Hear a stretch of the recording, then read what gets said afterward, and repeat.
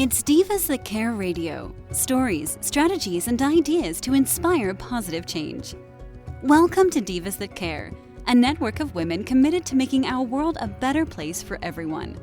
This is a global movement for women, by women, engaged in a collaborative effort to create a better world for future generations. To find out more about the movement, visit divasthatcare.com after the show. Right now, though, stay tuned for another jolt of inspiration. Hello to all. Welcome to Divas That Care Network. I am Joyce Benning, and I will be your host for this absolutely exciting, invigorating, robust lifestyle show. First of all, I want to thank each one of our listeners that have tuned in live and the ones that will be listening to the recording on the podcast. I am just so grateful for each and every one of you. And you are in for some real treat today, as I have with me a returning diva, Sandra Mendelsohn. And we are both going to chat about animals, our energy souls, watch and connect. So Sandra, could you please introduce yourself to our listeners today? Yes. Hello for everybody that's heard these podcasts with Joyce and me before. My name's Sandra Mendelsohn. I am a channel of animal consciousness as well as an animal communicator. And through books and podcasts and Facebook posts, I've been sharing messages from the animal kingdom for the better part of the last decade for our benefit and to help us ride through life a little more smoothly. Oh, I love it. And yes, I love your posts. You are definitely sharing what the animals are telling the universe and all of us out there. And it is absolutely beautiful. I highly recommend everybody connect to you on the Facebook and look at all the beautiful posts you put. It is just awesome. So, well, as our subject is today, animals are energy souls. I'm going to kind of open a little bit and share a little story that I have about one of my animals that I just love it. I have this cow that is very special. Her name is Dolly. I raised her as a bottle calf, and her and I have always connected, and I pet her all the time out in the herd. The rest of the cows kind of look at her like, what are you doing? And she's a loving cow. And she had a new little baby girl here within the last month's time. And I had told her, I said, Dolly, we need to think of a name for your little girl. You start thinking about one. And she was like, okay, I can do that. But right, the day I told her, she said, I'm busy eating. I'll do it another time. And I was like, okay, that's good. So the other day I was out there and I said, okay, Dolly, I've thought of some names. And I started listing some different names, and she paid no attention. And I said Fawn, and she looked back at her baby calf. And I said, you like the name Fawn? And she looked at her calf again. And I'm going, okay, that's the name. And we kind of walked off a little bit, and I said, your little baby calf Fawn is so sweet. And she looked back at it. Anytime I would say Fawn, she'd look at her calf, and I'm going, oh, my goodness. She just told me what name she liked, and it just touched my heart that her and I can connect like that, and her energy was coming across, that I could see that was the name that she liked. So that's a real experience that happened just here in the last month's time at our place. I love this because, this is something that everybody can do. You don't need to be a channel. You don't need to be an animal communicator to really understand on a much deeper level how animals are communicating with us. I mean, Dolly's a great example. She was showing Joyce because Joyce paid attention. She understood what Joyce was asking her. She understood the English language, right? So they were already meeting us halfway. But Joyce met her the other half of the way by A, paying close attention, and B, believing. Right? Mm-hmm. And that is the biggest issue with humans. We don't believe that we can really understand them. We put ourselves on the outside instead of what Joyce just did, and boom, she got the answer. And now, this is I think our little December gift is, I always think that doing for ourselves is the most empowering everything as a part of our awakening, as opposed to having someone else come and do for us. Sometimes we need that, right? But sometimes we really can do amazing things on our own. And I had a couple of experiences that did not require any words that my dog showed me. We were sitting on a patio at a restaurant several nights ago, next to a table with a man and his 2 young children. And Mr. T went up and propped himself against the little boy's leg, like, literally like a teddy bear, and kind of put his hind across the boy's feet and closed his eyes and would not move for the entire meal. And then when I tried to get him to move, he was like, and talking, and it literally went over my head. And I made a comment, and I said something like, oh, yeah, it's about energy. I don't know. You may think that's funny. And the husband said, no, we understand energy. My wife passed 3 years ago. And then it became really obvious what Mr. T was doing. Animals do this so often. They demonstrate the love of our loved ones that are right there at the table with us. And that's why he was doing this, immense display of love in a way I'd never seen, because the wife was there with her energy, loving her family so much. It was palpable, but I didn't know what was going on until they added in the missing piece, And something else that happened really amazingly, and I know that people with dogs have been in these kinds of situations to some degree, where we encountered a very large new dog on a leash, and he lunged after Mr. T, and his human restrained him, but really, went after him. Okay, let's just call him Bruno. That's not his name. And then the next day we ran into one of Mr. T's friends, a female dog that always greets him with love and affection, hands down. And this time she growled and became really agitated. And her human was like, I have no idea what was wrong. What's wrong? This thought flew through my head. I wonder if he has that other dog's energy from Bruno's energy in his field. At which point the human said, my dog gets along with everybody. There's only one dog she doesn't get along with, and that is Bruno. And 10 minutes later, who walks by but Bruno, and this poor female dog goes ballistic.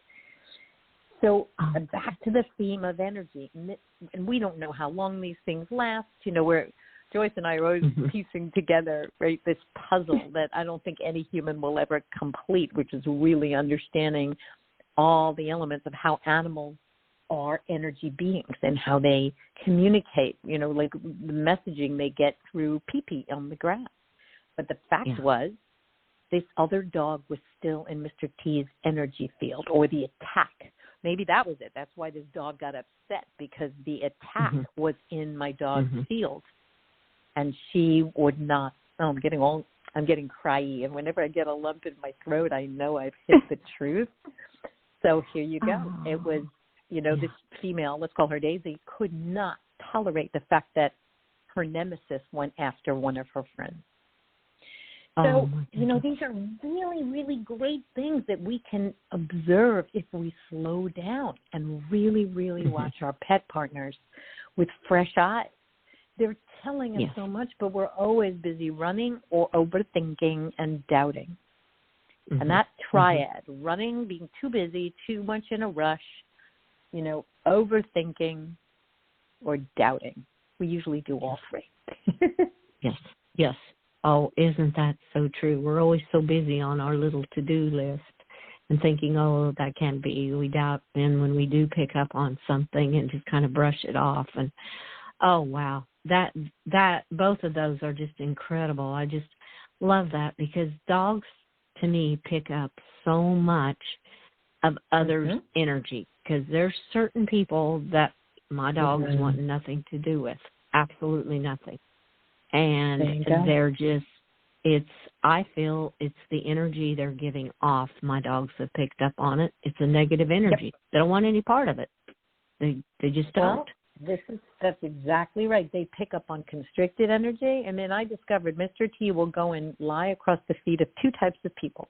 or Mm-hmm. whether they come into my home or he meets them out in a public space. One type of person is the kind of immediately when he'll lie on the person, the other people will say, "Oh my goodness, every animal loves this person," because their heart is really open. Mm-hmm. And the other kind of Yeah. person Mr. T will just plant himself on is someone that's really struggling with pain or illness. He will just find them no matter how much they're trying to hide it, and he will not leave their side for the night.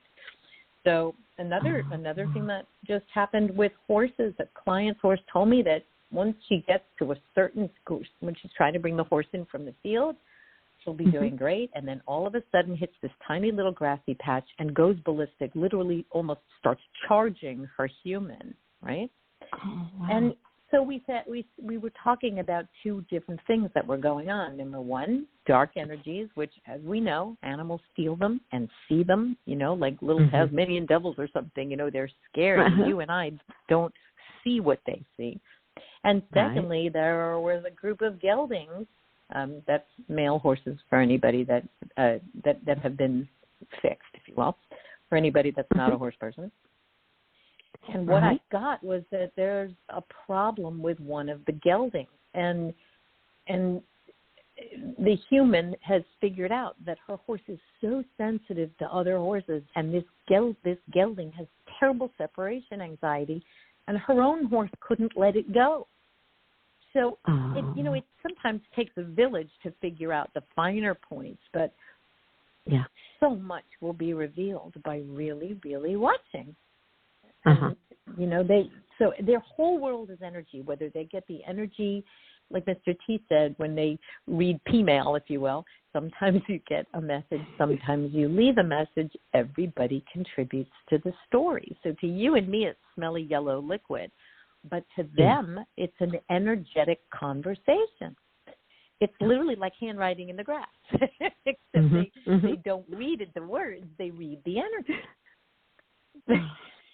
Oh, yes. Oh, how true that is. They just pick up on all those scents, and those scents mean something to them in their energy field. And they are such intelligent animals. It's unbelievable.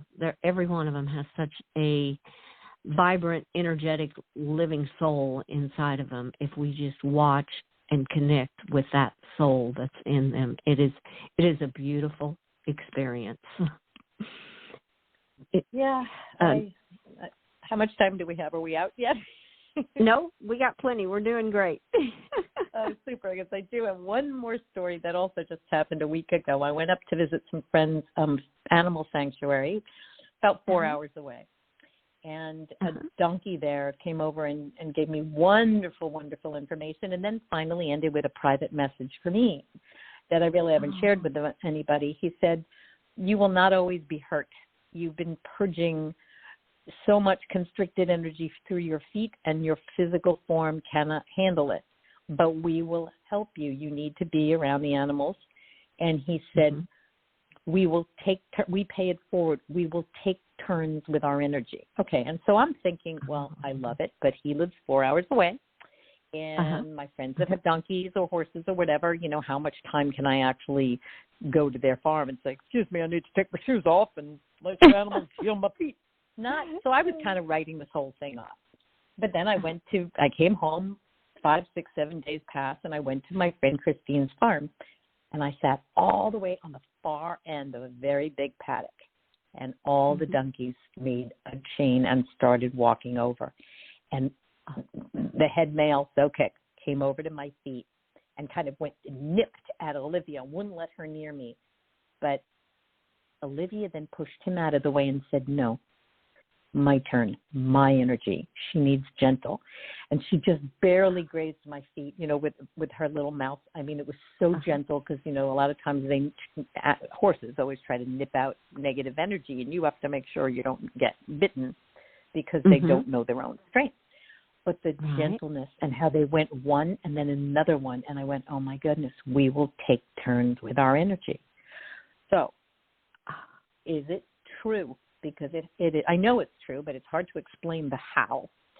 That there is they tap into this universal conversation, this consciousness, this web, so that all donkeys have access to that information that Earl, the donkey up north, put out there. Like, take turns with your energy and heal her, because he's never done that before. I've been to Christine's farm several times, many times, sobbing. I'm like, how on earth could what this donkey 4 hours away tell me exactly take place? And that is because they are energy beings, and they communicate in ways through the web of life, through the thought stream. There is no separation in the animal world. There isn't in ours, but we haven't really gotten the duality thing yet. But here was my personal proof that the animal world communicates the way we're learning to. There is no separation, and you communicate through a stream of thought and energy. Blew my mind. Oh, that is just beautiful. I just love that, because it just touches my heart, because us as humans, if we would just allow that, how we could communicate and help others that are miles and miles away, just like what the donkeys did, because we all have an energy field. Everything is energy, the way I feel. And I mean, if we would just let ours be exposed like what the animals do, what an amazing world it could be. We have to believe, and there are wonderful Reiki masters that I know that do distance healing. I've even seen phenomenal video of someone who I think it was actually her horse, let's just say accidentally bit her finger, and they had to sew the tip back on, and then necrosis started to set in. It turned, I think it turned black. At first it turned white, so it was all pink, and they sewed it up, and then it turned white, and then it turned black, which is necrosis. That's tissue death. And I don't know if it was one person or I think it was several people that sent energy to this woman. And the next pictures you see, the finger is on the video and healthy and healing. And that was all done from a distance. She never met these people. So it is being done. We just have a really hard time making that leap and into the animals world about the power of our thoughts and intention and energy. Exactly. And your thoughts about thoughts becoming the reality, because the people were thinking of helping heal her, and look what happened. Oh, that's incredible. That is beautiful. I love that. And another little thing going along with what you said about the donkeys, we had some friends come out, and we went out with the horses, and the lady she loves animals, but she's a little bit scared. And it was so interesting, because our one of the horses, the biggest one, of course, and he likes, when you said that about taking out negative energy, and that's exactly what he was trying to do, was to just kind of nudge at her, and he didn't nip. We kind of watched him, but it was pulling the negative energies. And my mare would come, and then she'd walk away and go roll and kind of like go lay down, like, okay, I got to reground myself and get this energy back, because I got all that energy pulled away, and she had to re-get herself back together.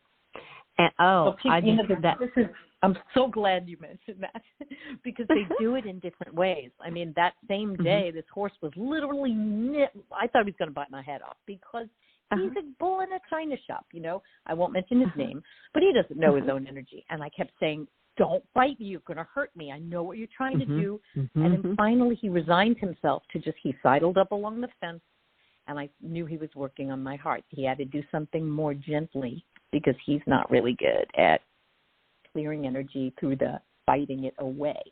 But when you see them, and then when he was done, by the way, they close their eyes very often, and they're like lower lip quivers, and they leave their body to raise their energy, or they go in rolls. There are different ways that they do this, but you nailed it. And they'll come back, and they'll come back. Yeah. And they may brush their muzzle over you. They may just yawn, lick, chew, fart. They just stand next to you, or especially put their butt up against you, which means, no, it's not for a butt scratch. They are working on your first chakra to ground you, because we humans have such an issue with that. So, again, if you watch and you stop interpreting it the way you've been trained to. Oh, my horse wants a butt scratch, or they're mad at me, they're turning their back on me, way more often than not. And it depends on what pursuit it is. Your horse is not angry or trying to turn his back to tune you out. They're actually working on your energy so much of the time, especially if they're not in a state where they're dealing with their own trauma to such an extreme degree and trying to stay alive and heal. They have to go through certain healing before they will do that kind of healing on you. Also a very good note for humans to remember, Right. Right. You got to put out your own fire, that kind of thing. And animals know that. They will not be trying to heal you if they are in dire straits. They know they can't because they don't have the energy. So there you go. Oh, that is so beautiful, because it reminds me so much of my one horse that was doing this, because he is very powerful, and yes, you do have to watch so he doesn't bite too hard sometimes when he's doing it, and he does turn his butt to you. But it took him quite a while, because he had to work through his trauma first before he could start doing that and helping others. Oh, that just described him so well. I've seen it firsthand with him. I love it. But I know, because you're paying attention, I'd venture to say other people that have horses, maybe if they hear this podcast, they will then go, oh, wait a minute, it's not what I thought. Let's really watch what my horse is doing, or my dog, right? And what happens, as you said, how my dog reacts to only certain people's, the stuff in certain people's energy fields. Why do they have an issue with that? Why does my dog only go after that person on a bicycle and not the other 10 people? It's all in the energy field. And it's hard as the pet human, if you will, because we're responsible for what they do. But maybe a little less aggravation inside us as a result, if we know what they're doing. Right. If we just step back and watch them and connect, and they're telling you, rather than scold them for what they've done that you think isn't right, they're really trying to tell you something if you just look and take the moment to see it. I mean, it is just so beautiful when you connect like that with them, and I love it. My little red healer, he has some hip issues, and sometimes when he wants me to come pick him up, he'll start yipping. He'll lay there and yip, like, okay, Mom, I need a lift. And I'm like, okay, I'm coming, I'm on my way, and he's good to go then. It's his way of communicating, and I just love it. And a lot of times I'll ask him, you want to go for a ride on the four-wheeler? And if he stays laying down, I'm like, no, this isn't what he wants to do. But if he sits up, we have a little place for him to sit on the back, and he can go for a ride then and to check cows or something. And that's how I know he tells me whether he wants to go or whether, no, this isn't the day, I want to go with you. So it is, it is incredible. Well, hopefully people will take these tips, into their own hearts. It's something they can do with their own pets. It's just a different orientation. It's changing what's behind our eyes, not what's actually been in front of them all along. No, it is just so beautiful. And I have another real quick one about my mare. I have her and a gelding together, and I have to put the gelding in a separate little pen because he eats a lot slower. And so the other night it was dark, and I went out. I was going to go out and let him out, and there she was. She was waiting at the fence for me, and she just walked with me right to his pen like, okay, I'm here to escort you to let him out. And it was like, oh, this is just awesome. I had an escort to take me to his pen in the dark. It was beautiful. It was a wonderful feeling to know that she connected. She had her feed in front of her hay and stuff, but she decided she wanted to come wait for me and take me over to his pen. And I'm like, oh, this is just beautiful. So they talk to you in so many ways. It is just beautiful. They do. And maybe one last thought. Instead of going to my horse is being nasty and mouthy, or, oh, my dog is being self-centered, it's all about him. Right. It's not. It's not. It's always how they can give to us and how they can give to each other. My dog is really committed to, helping other dogs, and that's why he will not miss a blade of grass. And he will give a thorough body check to every dog he meets. It isn't what we used to think. That's the whole point. They are, so many of them, are helpers. And again, one last thing, to please always remember, every soul is at a different level. So your dog may be a healer, and you may have another dog that's just like a beach bum, that just likes to play and play. And as my dog would say, just accept them where they are and send them love. Yeah. Oh, that's beautiful, because they're just like humans. They each have their own energy field. They each have their own little personality. They're living souls, just like us humans are, and they respond differently, they react differently, and just relate to what they are. I mean, all three of my dogs are all totally different, and I love each one of them because they all bring something special into my life in so many different ways that it's just absolutely incredible. That's beautifully put. Oh, well, Sandra, I want to thank you so much for being on my Robust Lifestyle show. We have shared some phenomenal information with our listeners today that they can take to heart and start to look at their animals' reactions in a whole different way. And I just love that, because animals, like I always say, they're not just in my life, they are my life. So if I can offer one little tidbit for somebody to help their animal, that's what makes my day. I love it. Oh, that's beautiful. Well, thank you for having me here. It's always a joy to knock these things around and, just increase awareness. Everybody's much more capable and much more intuitive than they give themselves credit for. And I think that's what we're really always doing, is signaling the listeners back to their own inner wisdom, and then they can understand their animals as well. Yes. Oh, I agree 100%. Very well said. I love that. And I do want to ask if in the coming new year that you will come back and we can share some more information about animals and all the love and connections that we can have to them. And I would love to share more from you to our listeners in the coming new year. It would be an honor. Thank you. Oh, you are so welcome. Thank you so much. And I truly want to thank all of our listeners for listening to this absolutely incredible interview with an amazing, amazing diva, Sandra Mendelson. Please, please share the show with all your family and friends. Check out all the other hosts and their shows on divasthatcare.com. Have a fantastic day. Be kind to all, and take that moment to watch and connect heart to heart with your pet, your animal.